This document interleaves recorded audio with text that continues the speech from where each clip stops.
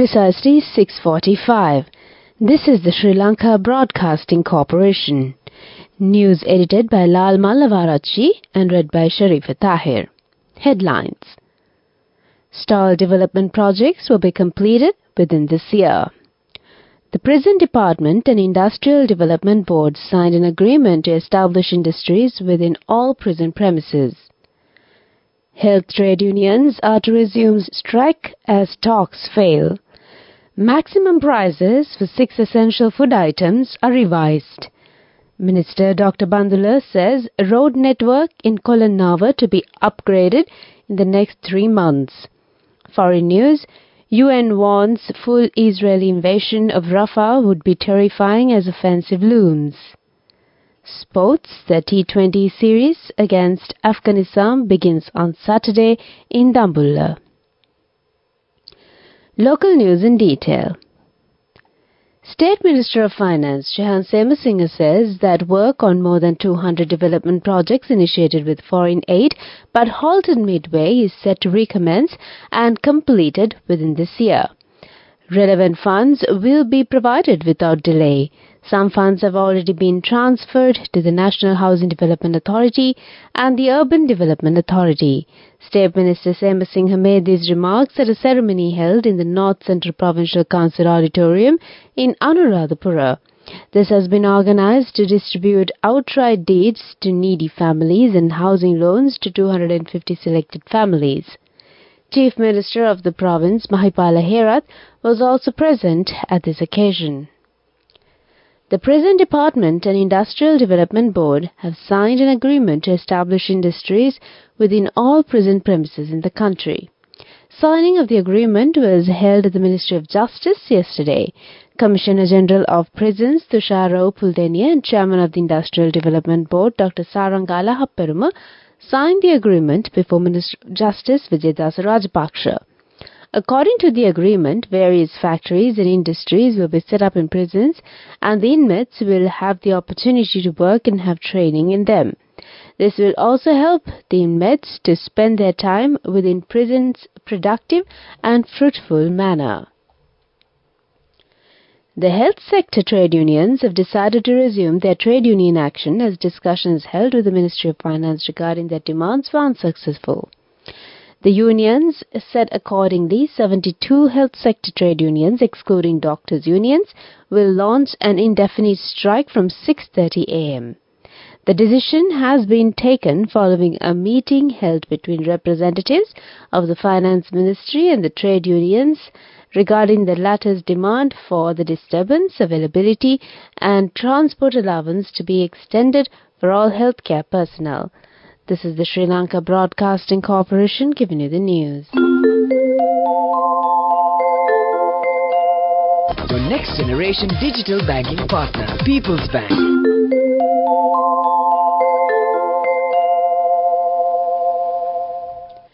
Continuing with more stories here at home, in a bid to assist consumers in making more informed and cost-effective purchasing decisions, the Consumer Affairs Authority has announced the revision of maximum wholesale and retail prices for 6 essential food items.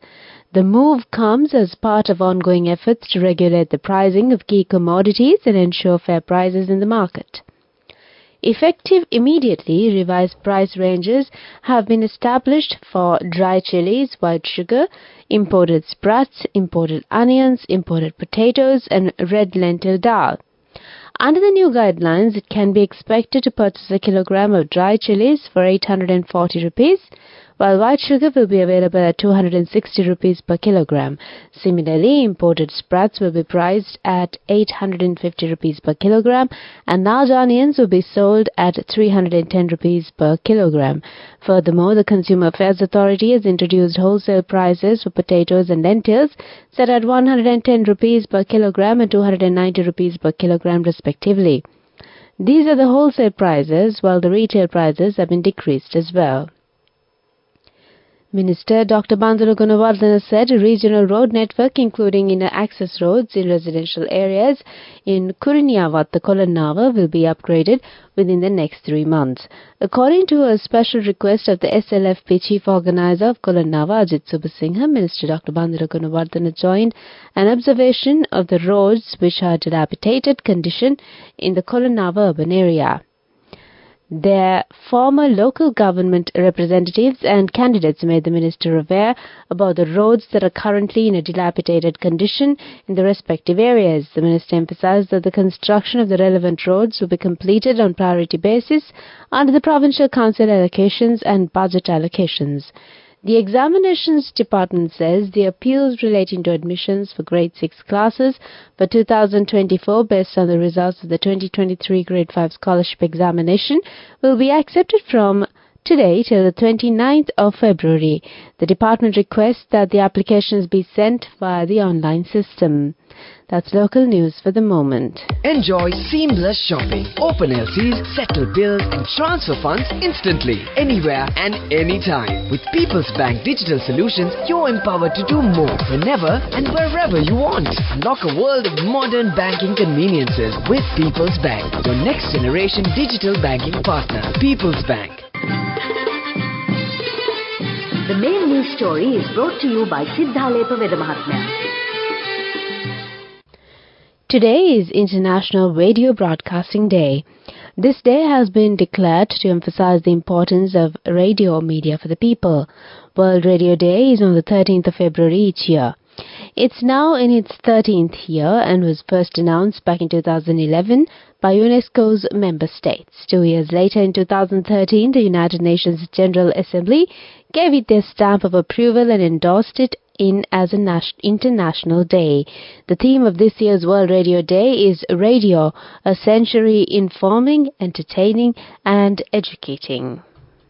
The main news story was brought to you by Sinhala Mahatmya. And on Watchlight, in the wake of rising temperatures, medical experts have advised parents to make sure their children take a bath for at least 20 minutes per day in order to keep dehydration at bay. Pediatric specialist Dr. Deepal Pereira points out the growing prevalence of skin ailments among children, attributing the trend to the escalating heat levels across the country. Dr. Pereira emphasized that heightened temperatures not only exacerbate skin conditions but also pose a significant risk of dehydration, particularly among young children. That's on Watchlight. Coming up, World News.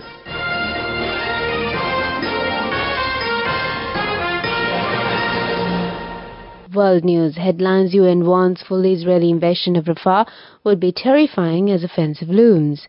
Court orders Netherlands to halt delivery of fighter jet parts to Israel. The UN says that migrating species crucial to planet are under threat. World News in detail. The UN Human Rights Chief has warned Israel not to launch a full military operation in Rafah, describing the prospect as terrifying. Volker Turk says it could stop the already meager aid arriving in the southern Gazan city, where 1.5 million people are sheltering. UK Foreign Secretary Lord Cameron urges Israel to stop and think seriously before taking more action, as there's nowhere for people to go in Rafah. It comes as the Hamas-run health ministry in Gaza says Israeli strikes overnight killed 67 people in the city. A UN report warns the world's most vulnerable migratory species face an increasing risk of extinction. Migratory species play an essential role in protecting the Earth's habitats by transferring nutrients, pollinating and maintaining woodlands.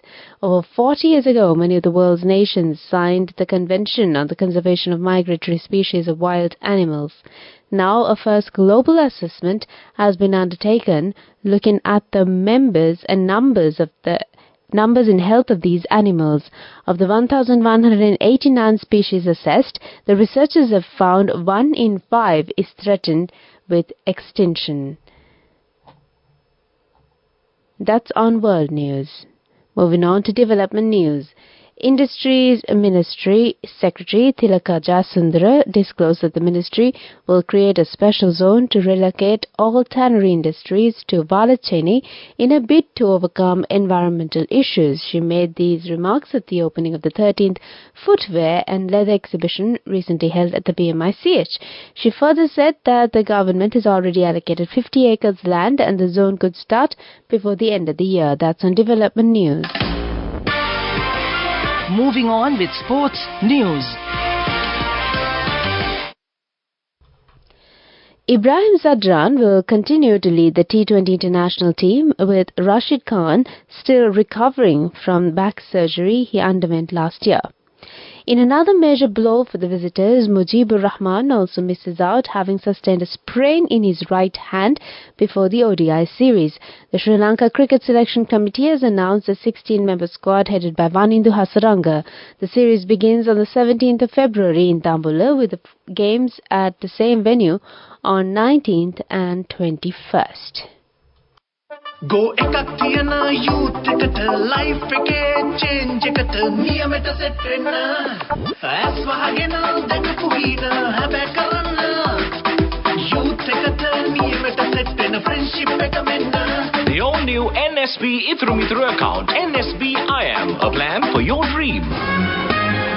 Business News, sponsored by National Savings Bank, the safest place for your money. Fly Dubai, the Dubai-based airline, will add a fourth frequency to Colombo from the 31st of March. The carrier will operate flights between Terminal 2, Dubai International and Colombo International Airport. The airline has been steadily increasing its operations and has recently announced many new destinations.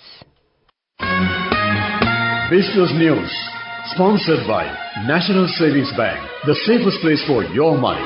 Go ekak tiyana youth එකට life එකේ change එකට නියමෙට set වෙන්න ඇස් වහගෙන දැකපු ගීත හැබැයි කරන්න youth එකට නියමෙට set වෙන friendship එක මෙන්න. The all-new NSB Ithru Mithru account, NSB IM, a plan for your dream.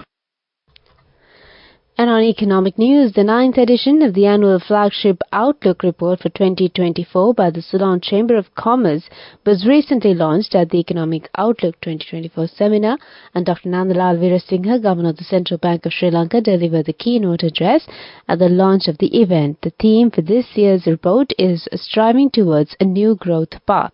That's on economic news. Weather report. Several spells of showers will occur in the eastern, over and in the Polonnaruwa, Matale and Nuwara districts.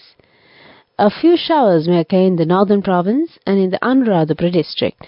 Showers or thunder showers may occur at a few places in the western and Sabaragamu provinces and in the Galle and Matara districts in the evening. Fairly strong winds, about 30 to 40 kilometers per hour, can be expected at times on the eastern slopes of the central hills and in the northern, north-central, southern, northwestern, Uva and eastern provinces. Misty conditions can be expected at some places in the western and Sabaragamu provinces and in the Galle and Matara districts during the morning hours. That's the weather update. Back to the headlines before we wind up the bulletin of news. Stalled development projects will be completed within this year. The Prison Department and Industrial Development Board signed an agreement to establish industries within all prison premises. Health trade unions are to resume strike as talks fail. Maximum prices for 6 essential food items revised. Minister Dr. Mandaluk says road network in Kolanawa to be upgraded in next 3 months. Foreign news, UN warns full Israeli invasion of Rafah would be terrifying as offensive looms. Sports news, the T20 series against Afghanistan begins on Saturday in Dambulla. With that, we conclude the morning bulletin of news, and it's back to Soundly this morning to give you some good company.